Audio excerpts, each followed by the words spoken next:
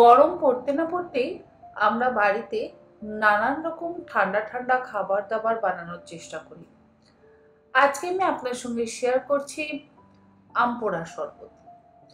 আমরা অনেকেই কিন্তু আমের বিভিন্ন রকম শরবত খেতে ভীষণই পছন্দ করি। আর আম পোড়া শরবত আমাদের বাঙালিদের অত্যন্ত প্রিয় একটি পানীয়। আম পোড়া শরবত বানাবার জন্য এখানে নিয়েছি আমি 3টে কাঁচা আম। তবে 3টে আমের শরবত আমি বানাবো না, 2টো আমের শরবতই বানাবো। একটা কাঁটা চামচ আমি আমের গায়ে গেঁথে নিলাম। তারপরে গ্যাসে আমি আমটাকে পুড়িয়ে নিচ্ছি। 2-3টে ছিদ্র করে নিয়েছি যাতে খোসাটা ছাড়াতে আমাদের সুবিধা হয়। আর মাথাটা যেহেতু কাটিনি, সেই জন্য এই ছিদ্রগুলো থেকে যাতে এক্সট্রা জুস বা রসটা বেরিয়ে যায়। একটা আম আমি ছিদ্র করে নিয়েছি, আর একটা আম মাথার দিকটা কেটে নেব। যদি মাথার দিকটা কাটা হয় তাহলে আর ছিদ্রগুলো করবার প্রয়োজন পড়ে না। উল্টে পাল্টে আমি আম দুটোকে খুব ভালো করে পুড়িয়ে নিচ্ছি। 3টে আম নিয়েছি, তবে 2টো আমের শরবত বানাবো। আপনাদের যদি পাল্প বানিয়ে রেখে দিতে ইচ্ছে হয় তাহলে আপনারা 4 থেকে 5টা বা তার থেকে বেশি পরিমাণে আম পুড়িয়ে তার পাল্প বানিয়ে কিন্তু রেখে দিতে পারেন। আম দুটোকে আমি ভালো করে পুড়িয়ে নেওয়ার পর একটা আলাদা পাত্রের মধ্যে রেখে ঠান্ডা হতে দিচ্ছি।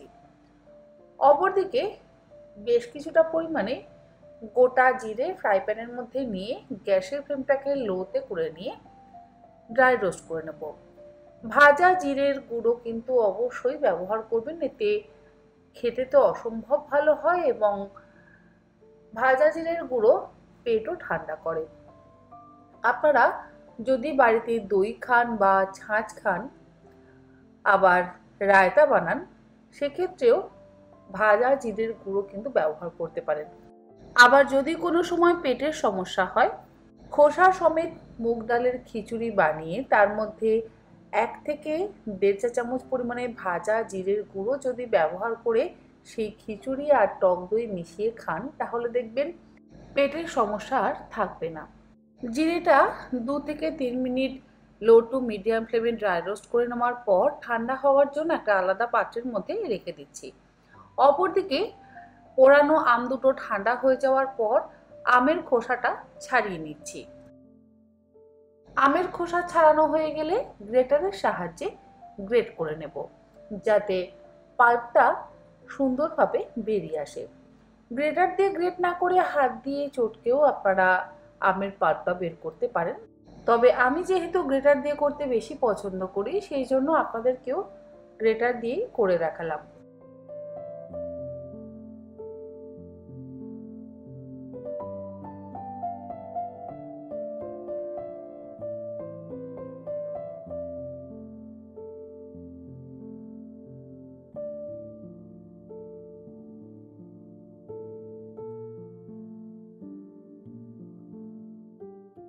আমের পাল্প বের করে নেওয়া হয়ে যাওয়ার পর গ্রাইন্ডিং জারের মধ্যে প্রথমেই আমি ভাজা জিরেটা গুঁড়ো করে নেব। একদম মিহি করে গুঁড়ো করে নেব। তারপরে একটা কোনো এয়ারটাইট কন্টেনারের মধ্যে করে ঢেলে রেখে দেব। যখন আমার প্রয়োজন তখন আমি এই ভাজা জিরের গুঁড়ো কিন্তু ব্যবহার করি। জিরে গুঁড়ো করে নেওয়া হয়ে যাওয়ার পর গ্রাইন্ডিং জারের মধ্যে আমি নিয়ে নিচ্ছি চিনি। মোটামুটি এখানে হাফ কাপের থেকে একটু বেশি পরিমাণে চিনি নিলাম। আপনারা যতটা পরিমাণ মিষ্টি খেতে চান সেই অনুযায়ী কিন্তু চিনি ব্যবহার করবেন। তার সাথে দিয়ে দিলাম 1.5 চা চামচ পরিমাণে বিট লবণ, আর দিলাম 1.5 চা চামচ পরিমাণে নর্মাল লবণ। সমস্ত কিছু একসাথে খুব ভালো করে গুঁড়ো করে নিলাম। এরপরে একটা কাঁচের জগের মধ্যে আমি গুঁড়ো করে নেওয়া চিনি, বিট লবণ আর নর্মাল লবণটা একসাথে মিশিয়ে নিয়েছি, সেটা দিয়ে দিচ্ছি। আর গ্রাইন্ডিং জারের মধ্যে 12 থেকে 15টা ফ্রেশ পুদিনা পাতা নিয়ে নিচ্ছি। তার মধ্যে দিয়ে দিচ্ছি 3টে কাঁচা লঙ্কা। কাঁচা লঙ্কার পরিমাণটা আপনারা অবশ্যই নিজেরা বাড়িয়ে বা কমিয়ে ব্যবহার করতে পারেন। আমি একটু টক ঝাল মিষ্টি এই আম পোড়া শরবত বানাতে যেহেতু পছন্দ করি, সেই জন্য আমি 3টে কাঁচা লঙ্কা ব্যবহার করলাম। আপনাদের ইচ্ছে হলে আপনারা কম পরিমাণে কাঁচা লঙ্কাও কিন্তু ব্যবহার করতে পারেন। এর মধ্যে দিয়ে দিলাম পুড়িয়ে নেওয়া আমের পাল্পটা। তারপরে সমস্ত কিছু একসাথে আবারও খুব ভালো করে ব্লেন্ড করে নেব।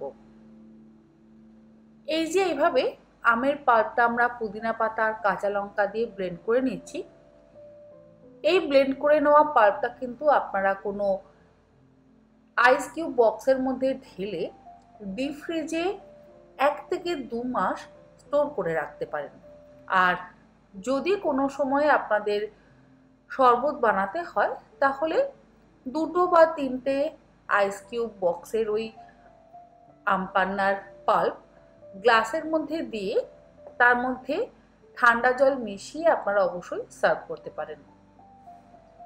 যে জগের মধ্যে আমি গুঁড়ো চিনিটা মিশিয়েছিলাম তার মধ্যে দিয়ে দিলাম বেশ কিছুটা পরিমাণে জল আর বেশ কয়েকটা বরফ, অল্প একটু চিয়া সিডস দিলাম, আর দিলাম যে পুদিনা পাতা, কাঁচা লঙ্কা এবং আমের পাল্পটা তৈরি করে নিয়েছিলাম সেটা, এবং ভাজা জিরের গুঁড়ো।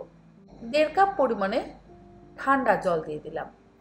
এরপরে সমস্ত কিছু একসাথে ভালো করে আবারও মিশিয়ে নেব। আমার মনে হচ্ছে একটু চিনিটা কম হয়েছে, তাই বাকি যে গুঁড়ো চিনিটা রয়েছে সেটাও কিন্তু এর মধ্যে মিশিয়ে দেব। আর একটু লবণও আমি এর মধ্যে অ্যাড করব। আপনারা অবশ্যই শরবতের স্বাদ অনুযায়ী লবণ এবং মিষ্টিটা মেশাবেন।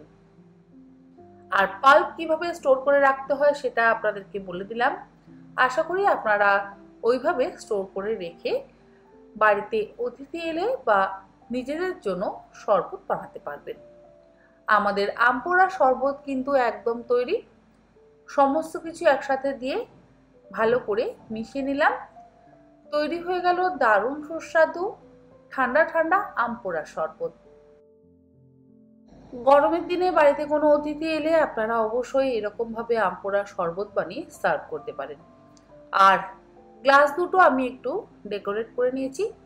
একটা প্লেটের মধ্যে গুঁড়ো চিনি আর একটু লঙ্কার গুঁড়ো এবং একটু গোলমরিচের গুঁড়ো মিশিয়ে নিয়ে গ্লাসের গায়ে ওই শরবত একটু মাখিয়ে নিয়ে তারপরে গুঁড়ো চিনিটা আটকে দিয়েছি। এরপরে আম পোড়া শরবতটা গ্লাসে ঢেলে ওপর থেকে একটা করে পুদিনা পাতা দিয়ে সার্ভ করলাম। আশা করি রেসিপিটা ভালো লাগলো। ভালো লাগলে অবশ্যই এইরকমভাবে বানাবেন এবং আমাকে খেয়ে জানাবেন আপনাদের কেমন লেগেছে। আজ তাহলে এই পর্যন্ত। আবার হাজির হয়ে যাবো অন্যদিন অন্য কোনো রেসিপি নিয়ে। ভালো থাকবেন, সুস্থ থাকবেন। ধন্যবাদ।